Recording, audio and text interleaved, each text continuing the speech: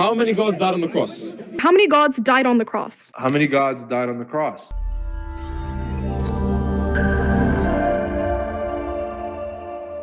How many gods died on the cross? If you have seen debates between Muslims and Christians, you have probably heard this argument.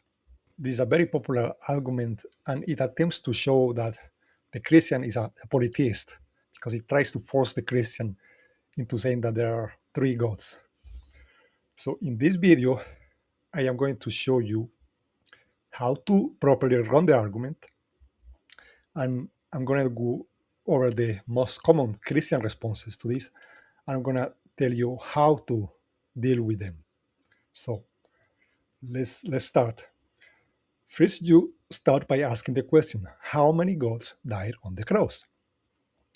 So at this point, the Christian has mostly three responses available. They can say 0, they can say 1 God died on the cross, or they can say that the question is illegitimate somehow. So what if they say 0, right? They say that 0 gods died on the cross. Well, at that point, you simply point out to them that a God is a being with the omniproperties. So properly speaking, Jesus is a God, right? We are talking about God without caps, a God. So is Jesus a being? Yes. Does Jesus have the omniproperties? Normally, yes. So Jesus, okay, you got it. Jesus is a God. And if he died on the cross, then he has to say that at least one God died on the cross. So he cannot say 0. Okay. What if he says that one God died on the cross? Then that's fine. You can accept this answer and you can move on to the next question, which is how many gods did not die on the cross. But we'll get to that later. Now, what if the Christian says that the question somehow is illegitimate? Well, he cannot say that. And the reason why is because the question is a well-formed sentence in logic. You can ask ChatGPT if you don't believe it. The question is a perfectly valid question, at least according to the English language. Because a God, remember we are talking about God with no caps. This is very important. Don't mix it with God with caps, because then the whole thing doesn't work so well. The word God with no caps refers to a kind of thing.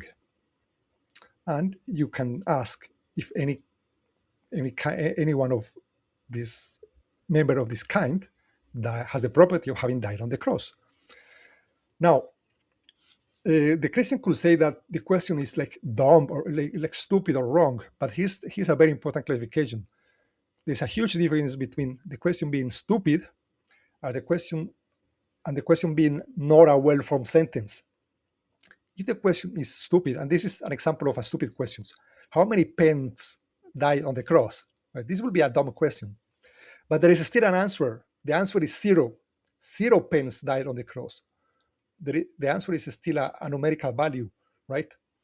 So the Christian still needs to give a numerical value as an answer, even if he thinks that the question is dumb, right? The only way that there is no numerical answer, right, is if the question was not a well-formed sentence, but the question is a well-formed sentence. So the Christian cannot do this. Now, these are the three responses in theory. In practice, what is going to happen?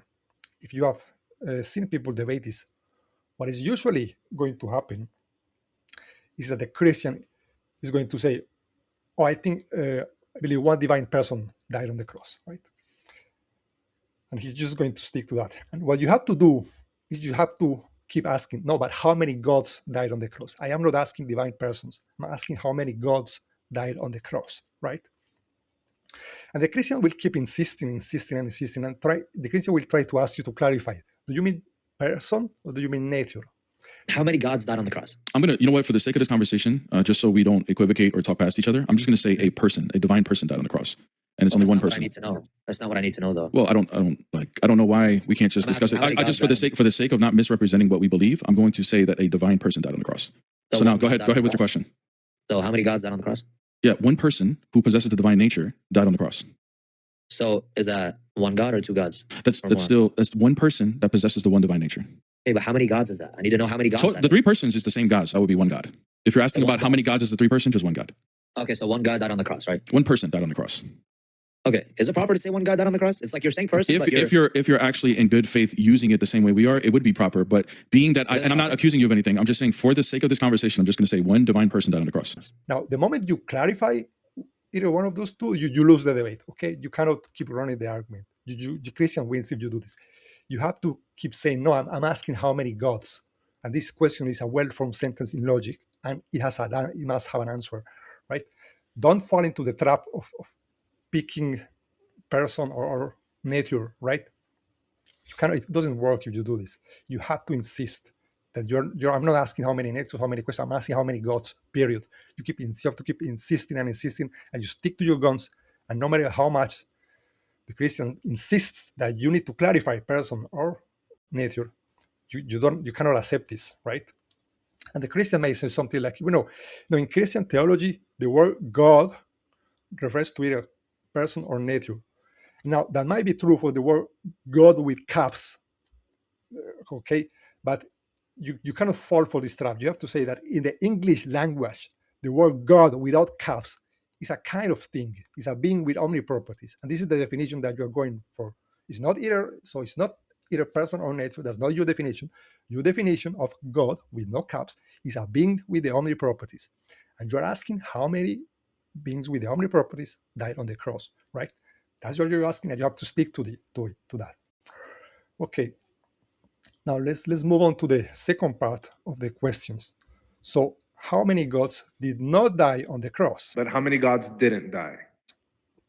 Again, the Christian basically can say either 0 or 1. If the Christian says something like 2, he already loses the debate, right? I mean, someone would have to be really clueless to say 2, right? Okay, 1. How many gods didn't die? 2. Yeah, as I was saying, a smart Christian needs to say either 0 or 1. If the Christian says 0, well, you point out to him, well, are you saying that the Father died on the cross? Because you can point out that the Father is a God, because the Father is a being with the omniproperties. So you can say, it is proper to say to the Father that the Father is a God, and the Father did not die on the cross. So there's at least one God that did not die on the cross. So the Christian cannot say 0. Now the Christian has to say 1. He has to say one God did not die on the cross.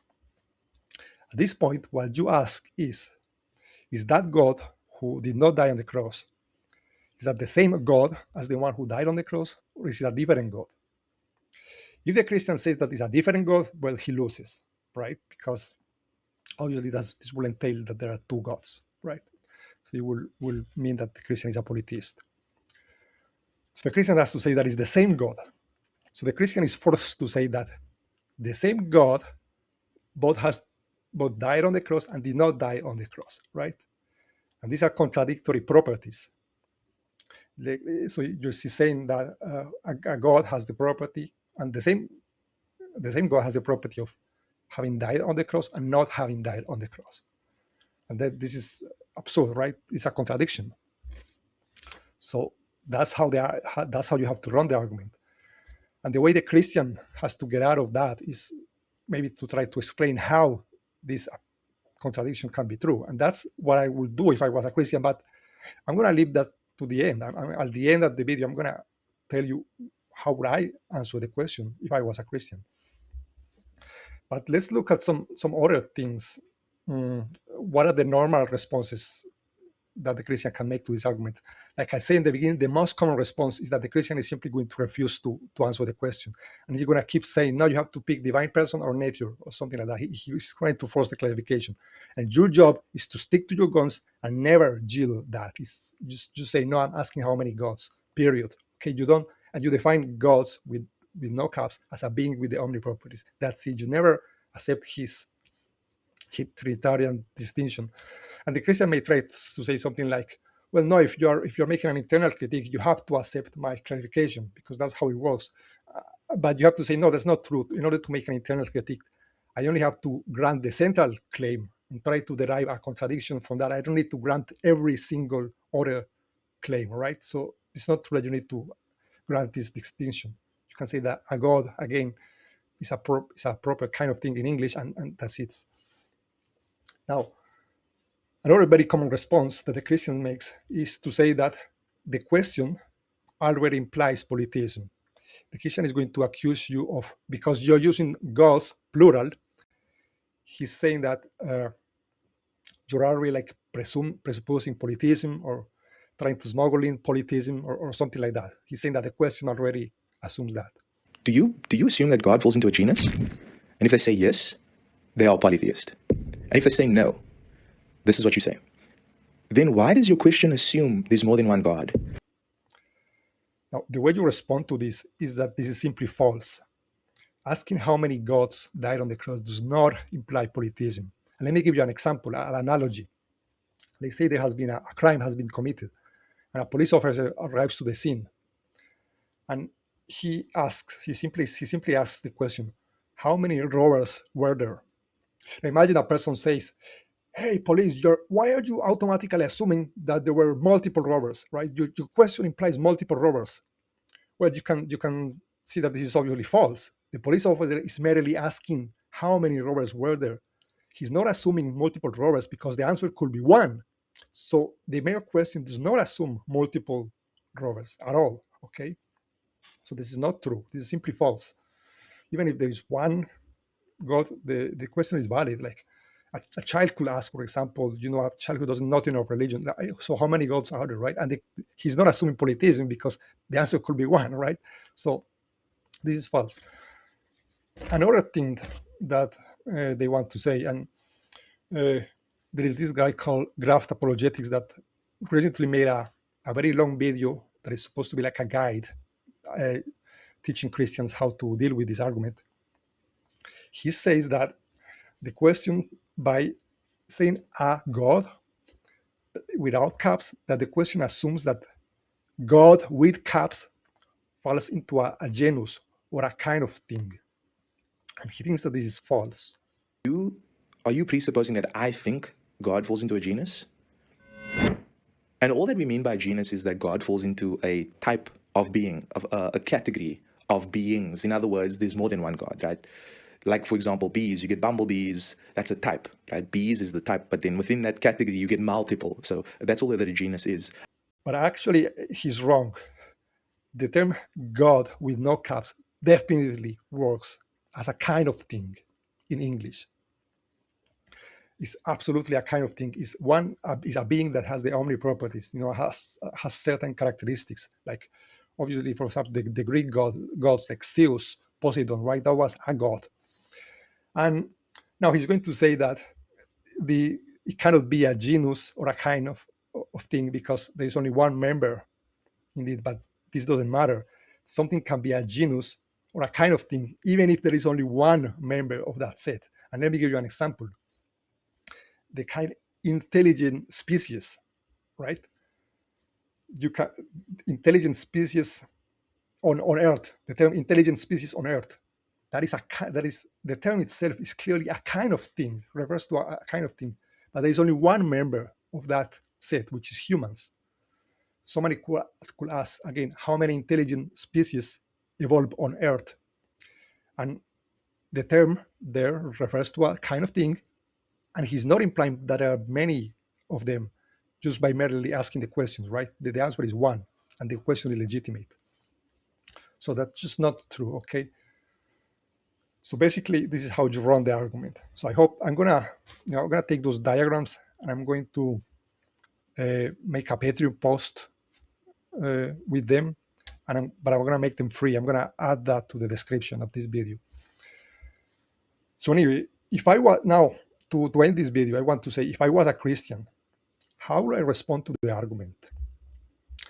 In my view, I think you have to say that one God died in the cross, right? And you also have to say that one God did not die in the cross.